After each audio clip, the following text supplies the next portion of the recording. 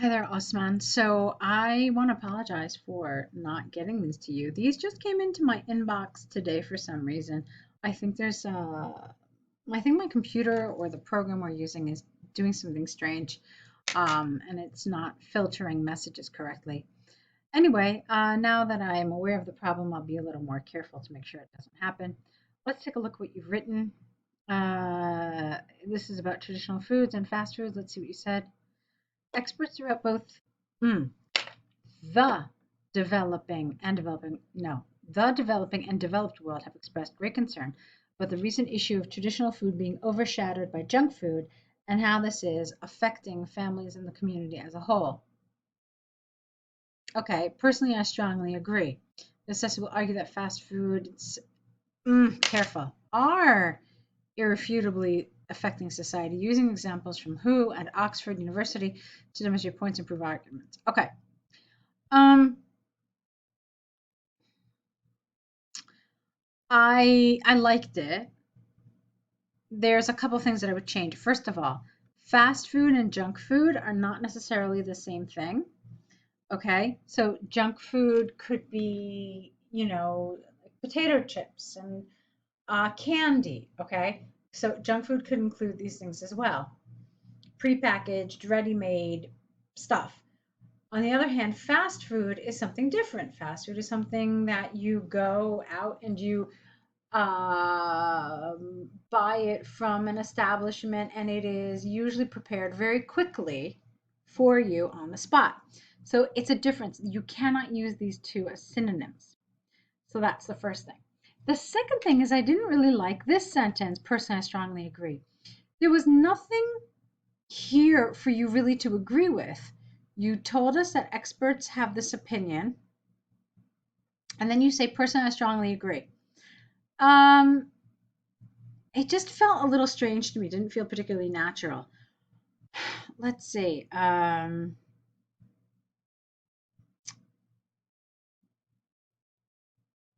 Maybe you could have said that. Let me think. You could have said a handful of things. Just give me a second while I think about it, okay? So the experts have expressed great concern, and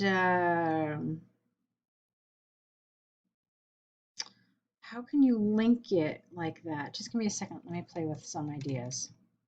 Okay, so I spent a couple of minutes coming up with some suggestions. So personally, I strongly agree that this is an issue of major concern. Okay, that was one idea that you could have done. Or you could have done something else. You could have said, personally, I strongly agree that not only families, but also individuals and society are affected by this trend. And that would have been nice, okay? And then you could have changed this up a little bit. This essay will argue that fast foods, let's see, um, I don't want you to repeat yourself now. So this essay will argue this point, okay, or yeah, these points, using examples from WHO and Oxford, okay? You could have just said that. So using these points is a nice way of creating some cohesion with the previous sentence, okay? So that's something you could have done. I just feel like together it just flows better if you do it like this. Like I said, this sentence just felt kind of a little weird, but then we had to make some changes, obviously, to the rest of it. So also, obviously, you didn't need to capitalize and, but you did need to capitalize the you. Let's keep going. On the one hand, you don't want to say simple, you want to say ample evidence, okay? So on the one hand, there is ample evidence that convenience food damages a person's health. The central reason behind this is that, no comma here, fast food is normally made with excess ingredients. No, you don't mean excess ingredients. You mean, let's see, fast food are made with ingredients like oil, starch, and sugar, and this subsequently builds up to form fat, which damages essential organs. For example, Recent empirical research by WHO demonstrated that, again, no comma after that, 90% of people who consume fast foods consistently suffer some form of health-related issues after 2 years, unlike those who eat from home or traditional food. Good. I like that you did that comparison. Therefore, it is conclusively clear that junk food has negative impact on an individual's health. Remember, fast food not the same as junk food. Secondly, traditional foods being outplaced by unhealthy foods has led to the loss of cultural identity in most families and societies. Yes, thank you. Undoubtedly, traditional cuisine is passed down from one generation to the next, and it also operates as an expression of cultural identity. Hence, when that tradition is lost, families and communities turn to lose their cultural identity. Recently, Oxford University, capital U, published a survey that showed that, no comma, the majority of families who mostly buy fast food, seldom spend time together, had testified to losing 1O, their cultural identity and significance. I don't understand the word significance here, but okay. This clearly shows how negatively fast food impacts, no, how fast food negatively impacts societies and families. I'm so glad you did that. I tell people to do this all the time, and you did it. Thank you. In conclusion, from the arguments and examples given, I firmly believe that convenience food is immensely affecting the health of individuals and causing families and society to lose connection and cultural identity. It is predicted that this trend will increasingly grow with time. Okay, great. That second paragraph made me so happy. You have no idea. You did exactly what you needed to do. So you covered individuals, you covered families and society.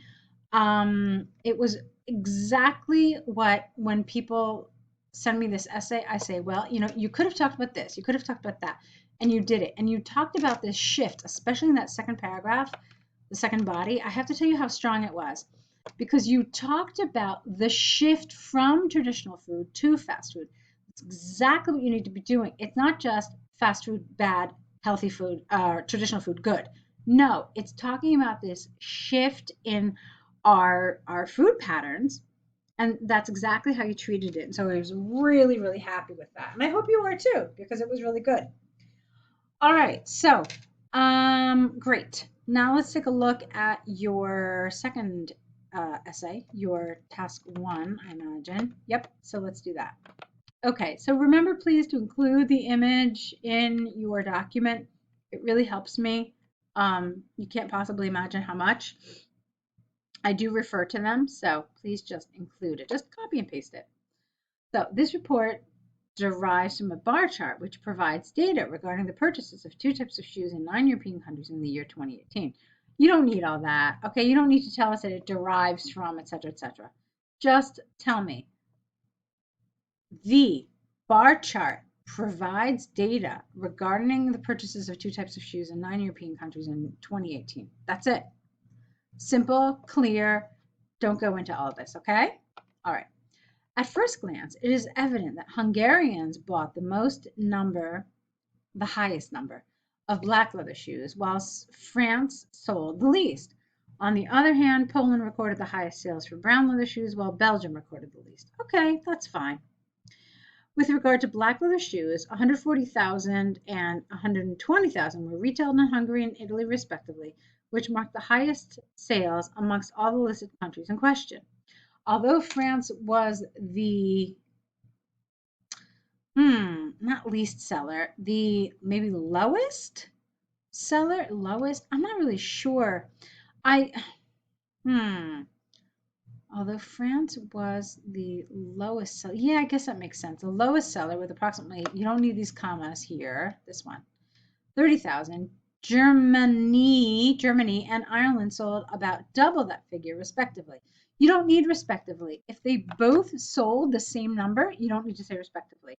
You could have just said each. So Germany and Ireland sold about double that figure each. That makes sense, okay? For brown leather shoe sales, Poland, Hungary, Germany, and Italy dominated the sales with roughly this, and this respectively. I love that you tried to use albeit, but it's such a tricky word to use. We'll talk about it in a minute.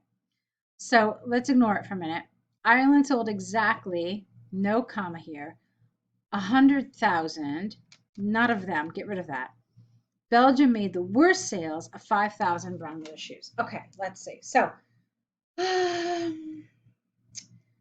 Poland, Hungary, Germany, and Italy dominated the sales. You could have said here, in contrast, that would have been fine, or you could have said, however. So, albeit is a really tricky word to use, and I try to help my students use it too, but it's not so easy. It's not like a replacement for despite or although, or it's kind of in a class of its own. So, what if you want to use a word like albeit, and trust me, I love it. I do want you to familiarize yourself with how it's used. So, read online. There are like a million example sentences using albeit. Okay, and those will give you a sense of how to use it. And there might be some decent grammar references on how to use it as well, although that's a little harder to come by. Um, so yeah, I would have said however here, or in contrast would have been fine as well. Now, I'm not certain, but I'm pretty sure you mentioned all the countries. I like the way you organized this, and the reason I know it's good is because I don't have to refer to the answer. You talked about the highest, you talked about the lowest. I thought that was very good. You didn't talk about any in the middle. You don't really have to. You can just mention it briefly. You could say, for example, countries A, B, C, D, E all sold between 50,000 and 100,000 brown leather shoes. So that was something you could have added if you wanted. But on the whole, I thought you did this very, very well. No other comments really. Like I said, I'm fairly certain that you mentioned all the countries. If you didn't, you need to mention them at least once by name. Let me see. Right here, you've got 4, and then you mentioned Italy 5, and then Germany 6, 7. Uh-oh. Did you mention Holland at all? I thought that the Netherlands was here. Maybe it wasn't. Yeah, like I said, if you had included the chart, that would have helped me. But I thought in general that this was a well done task 1. Okay, so good job. Do continue writing, and I hope that you will find time so you don't have to leave such a big gap between your essays. And I hope to see more work from you. Okay, so good luck.